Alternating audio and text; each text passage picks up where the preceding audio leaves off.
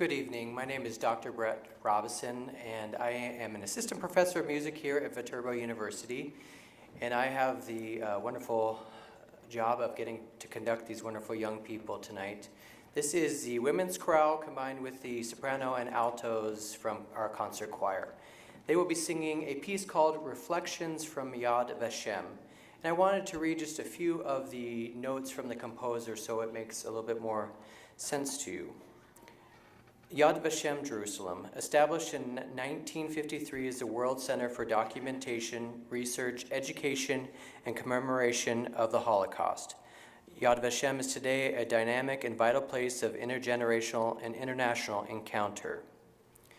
The text is a combination of scripture from Genesis, set in English, select children's names from the actual Yad Vashem database, my own original verses, the 23rd Psalm, or Adonai Ro'i, set in Hebrew, and a liberal treatment of the Hebrew lullaby, Numi Numi Yaldati, or Sleep Sleep, my little girl.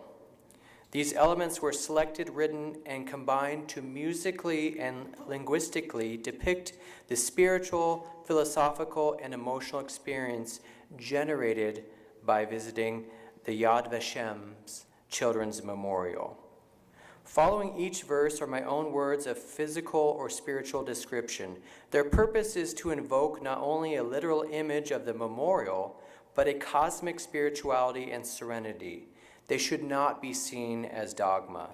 They are the simple and contemplative musings of a composer moved by the beauty of the location and its symbolism.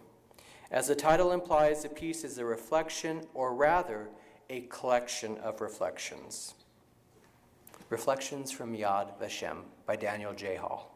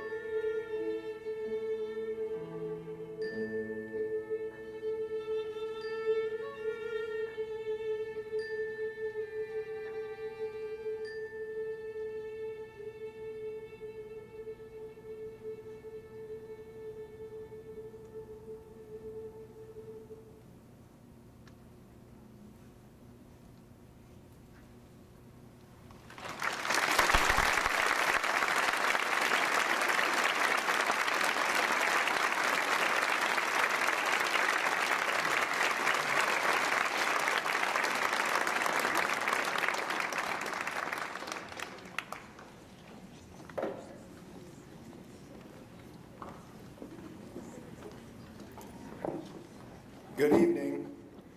My name is Rick Kite. I'm the director of the D.B. Reinhart Institute for Ethics and Leadership. For 14 years, the Institute has been working with Daryl Klott to bring Holocaust survivors to this community. We hope that this makes our community a better place to live, that it makes us more tolerant, more loving towards one another, more inclined towards peace. And 14 years ago when we started this, I think we were more hopeful of progress than we are today. We're living in troubled times right now with the rise of tribalism. There's Nazi symbols and gestures, which we thought were going to be soon relegated to history books, which are gaining currency with incidents on college campuses and in high schools. We had an incident, as you all know, in Viterbo last year, and most recently in Newport Beach, California. According to the Anti-Defamation League, last year there was a 94% increase in such incidents in K through 12 schools and an 89% increase on college campuses. Much of this activity is fueled by social media, which encourage us to participate in a constant cycle of action and reaction. And for most of us, our natural reaction to hate speech is to get angry. It's to shout it down, to condemn it, to shame the speakers into submission. I'd like us to remember the words of two wise people. First, Thomas Jefferson, who wrote in a letter to James Madison in 1787 about the Shays Rebellion. He called the violence of the rebellion absolutely unjustifiable. And then he urged Madison by saying, those characters wherein fear predominates over hope may apprehend too much from these instances of irregularity. They may conclude too hastily that nature has formed people insusceptible of any other government than that of force, a conclusion which is not founded in truth or experience. And then the other wise person I'd like to reference is Simone Weil, who herself was a Jewish refugee from the Nazis, who wrote in 1940, where there is no room for reflection, there is no room also for justice or wisdom. The purpose of this lecture series is to give us an opportunity for reflection, to take a break from the constant cycle of accusation and recrimination that constitutes so much of our public discourse, to simply listen and think, so that we might talk to one another with sympathy and understanding and inspire each other to act with moral courage. I want to thank you all for being here tonight and for participating in a place where we dedicate ourselves to living with justice and peace. And we come together tonight just to listen and to reflect.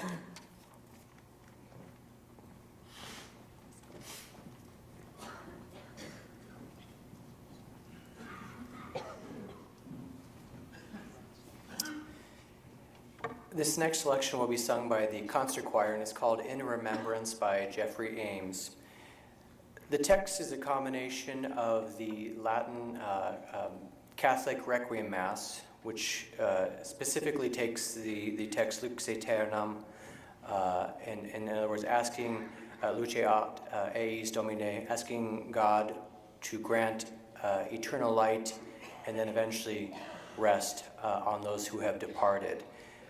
In the middle section, though, you'll hear psalm text, which really outlines the emotional progression of grief that happens when we lose people. You will hear everything from absolute anger, using the Psalm 22 text, my God, why have thou forsaken me?" Moving to other psalm texts, but joy comes in the morning. Ultimately, expressing a sense of hope.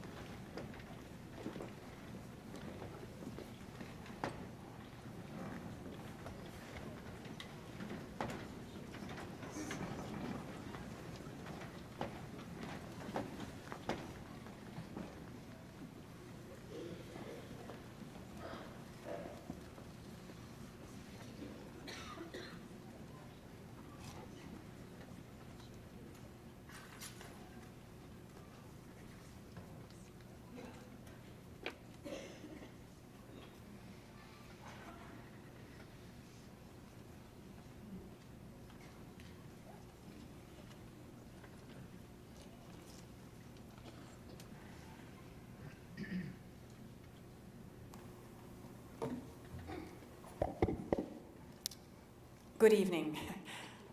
I am so proud of Viterbo University and Brett Robeson and Mary Ellen Halpert and these magnificent choirs. I am Daryl Klott, and I have the very best job on the face of the earth. I am a teacher, and I'm very proud to say that I'm a Holocaust educator.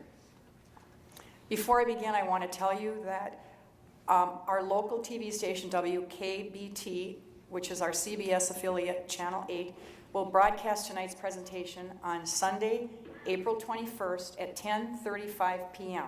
So you can record it if you want to watch it again, or you can let people know that weren't able to come tonight, or several people that couldn't get in tonight because it was filled. Again, I repeat, Sunday, April 21st at 10:35 p.m., Channel 8, WKBT. As Rick said, this marks the 14th year that Viterbo University has been involved in Holocaust education. First through the Holocaust Educators Workshops, and I can hardly believe that the one going on today and tomorrow is number 13.